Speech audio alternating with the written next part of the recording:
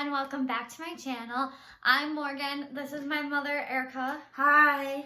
If you haven't seen her here before, she's done lots of plant videos, stretching videos, inspirational videos. I'm famous on Morgan's YouTube channel. Sure. Yeah. So today we're going to talk to you, give you a couple inspirational tips on how to live your best life. We're giving you 5 simple ones. And hopefully we don't talk too much, right? Right. We have to keep this nice and simple and short because sometimes when you're trying to make changes in your life, it can seem super overwhelming. So there are other things we do besides this, but we tried to think of like the 5 most simple ones. Yeah. I wore my Inspire shirt. Oh, and mine says, "Let's be better humans." Oh, look at us. I know. Being so inspirational today. Starting out with step 1, we like to say get up early. And the reason for that is, personally, we are most productive in the mornings. When we say get up early, that doesn't mean 4 a.m. It can be, you know, even if you're sleeping until like 11 or noon, it could mean getting up at 9 or even 8. You know, it doesn't have to be everyone's version of super early. Start with like a half hour or something like that. Do it in intervals leading up to the early. Yep. And maybe have someone hold you accountable to it. You know, like if you're starting this with a friend or something. We like to work out basically first thing in the morning. And then, I don't know, I just feel like when I get up early, I feel like I can tackle so much. And that's not the same for everyone. It makes you feel better about yourself too. Mm-hmm. And once your body starts getting used to waking up at that time, it honestly is not that bad. Right. If I don't set an alarm, usually I wake up within an hour of when my alarm is set. So your body gets used to it, and getting up early also means going to bed early, which is hard because you want to make sure that you're well rested. So I would say we start to wind down around 9 or 10. I'm usually like asleep around 10. Number 2, can I do it? Okay, me time. So I used to really struggle with this. I thought that my worth was based on how much I got done and accomplished, because nobody likes to be termed lazy. However, there's a big difference between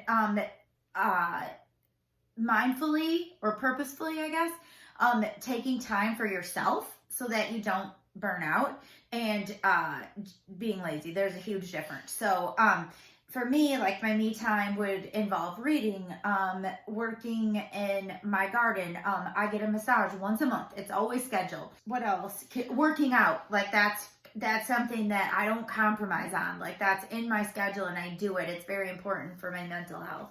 Yeah, everyone's me time looks different. So I would make a list, a physical list or on your phone, of what would be things you could do in a day that would make you happier. And they could be 5-minute things, 30-minute things. It's kind of up to you however your day is structured. But some examples for me is like reading, journaling, doing some yoga. So I've recently added meditating to my to-do list. She likes to put on a face mask every day. I do. And like roll her face with this cold little thing from the freezer. And like, it takes her a couple minutes, but like it's her like little special thing she does for herself. My little spa. Yeah, I'd say that I'm more, besides like working out, I take like bigger things, like the once a month massage. Yeah. Like what was a big thing for me to incorporate. And there's times where I'm busy working and that appointment is coming up and I'm like, oh, I should just cancel that because, then I would have a couple hours more to work. I'm like, no, that is important to take care of myself. I get my nails done. Different things like that. It'll be different for everyone, but it doesn't have to involve something you pay for. It can be as simple as reading. Number 3 is self-reflection or reflection on your goals. So our 2 main ways to do self-reflection are journaling and devotionals. I would include my dream board in kind of like the journaling thing. Journaling, I probably spend less than 5 minutes a day on it. The one thing I love about the journal I have right now is some days do have prompts, some days don't have prompts. If I want to write about something specific and there's not a prompt on that day, I can just write whatever I want. If I can't think about something that I want to write about, then I'll be given a prompt to write. Don't overthink it. It doesn't have to make sense to anyone. It doesn't even have to make sense to you. The point that I think of journaling is to get everything that clouds your head out of your head. And that's my take on it. Devotionals, I would say, don't overthink them. You can disagree, you can agree, you can partly agree with them. And I think find a devotional that you enjoy. We've picked up some that we're like, we don't really know if we're a fan of this one. And we stopped reading them. It's okay. You don't have to keep going with them. Yeah. I don't journal, just being honest. I have journals, but haven't started that yet. I need to. It's on my list because I get a very cluttered head and it would help me to get it out. You need to because you know that it's going to help you, not because you think that society is telling you to journal. Right. Like, that is your personal preference. Right. And I think people need to understand that. You don't need a journal to live your best life. No. I just know that it would help my mind. Right. It's just I haven't, there are certain things that I've implemented, to live my best life, and certain things I haven't, and that's one that's still on my, goal list.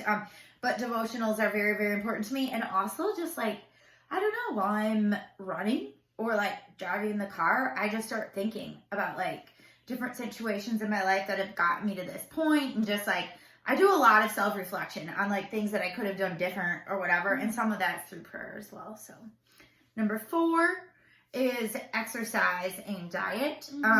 I find exercise helps me live my best life.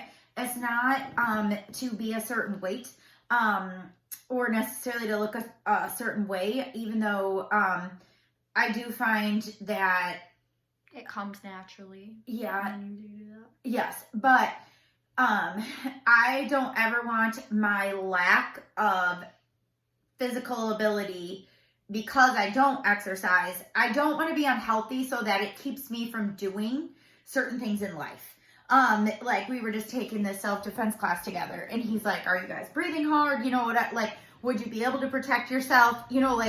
Being fit, when I went to Jamaica, I climbed this waterfall. If I wasn't fit, if I didn't exercise, I never could have done that. I want to be healthy, and so that I can live a long time, be an in shape mom, grandma someday, I think about all of that. Go ahead. Yeah.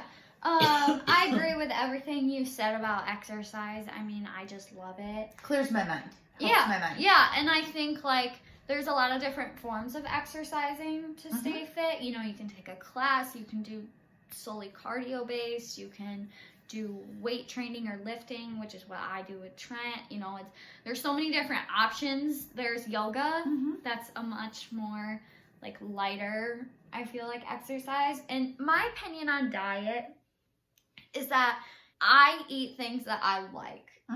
And there are certain healthy foods that I like. And so, a smoothie is considered healthy, but I just love smoothies, so I eat it every day. I don't think that you should limit yourself to what you eat. If that is what you do, that is totally fine. That is totally what works for you. What works for me is I eat what I want, but I incorporate many healthy, fruits, vegetables, healthy foods into my daily routine. My mind just doesn't work well when I feel like I have to restrict myself a lot. Yeah, both of us are not an all or nothing type thing. It just doesn't work well, and I go 2 days and I'm like, screw this, I just am not enjoying life. So it's just, but balance is key with that. Yeah, honestly, wait 1 sec. Okay. I honestly think that when you do exercise, you feel more motivated to eat healthy. Yes, because you don't want to put junk into your body after you just worked hard when it makes to you feel good be to healthy. Exercise. Right. Yeah. Number 5 is the friends you keep. You go ahead. Okay. So my friends add a lot of joy to my life, but having the wrong friends can cause a lot of drama and I guess unneeded stress, and kind of rob you of your joy. So I like people that I can have deep, meaningful conversations with, that I can be real with, that I don't feel judged with. And when you find those people, just hold them close and let them know how much they mean to you and how much they add to your life. And when I'm feeling down, I message them and I spend a little bit of time with them. But the company you keep definitely can help you live your best life. Yeah. I'm a big believer that you don't need, like, 2 or 3 close friends will, like, do the job that, like, Oh, for sure. 10, like, kind of friends would do, you know. I think going through high school, I've always been self-conscious about how many friends I've had, or, like, what those friends, like, looked like, that they were my age, like, everything like me. And so, like, this past year, we've had a lot of conversations about your closest people. Like, I would say I have, like, 4 close friends, you know, that, like, and you and Trent are 2 of them. And, like, so, like, for example, like, my mom is one of my best friends. You know what I'm saying? Like, that's me. Like, that doesn't mean that, like, she's my age or, like, is interested in, or at the same point in her life that I'm at. So, like, friends look different to everyone, and I think it shouldn't matter what it looks like. It should matter what they add to your life. So don't be self-conscious if you feel like you don't have any friends. You at least can find 2. You only need a couple good ones to get you through. That's it. And they might, like, come out of random places. And sometimes I, like, meet somebody and I'm like, something just, I like them, you know? And I'll be like, hey, will you have coffee with me? And I mean, not like strangers, but, you know, like, maybe it's like a customer from my board shop or something. Friends. Yeah, like mutual friends. And, like, I'll ask them, like, I like you. I think I want to be your friend. Like, do you want to have coffee? And, like, that's okay to do that. You know, I've met some good developed some friendships that way. Yeah. Okay. Well, this is nice. Yeah, well, Thanks for inviting me. We still talked for 12 minutes. Isn't that amazing? We just have so much to say about living your best life. Yeah, if you want more tips, then comment down below and tell us if you do. And I will see you guys in the next video. Bye. Bye.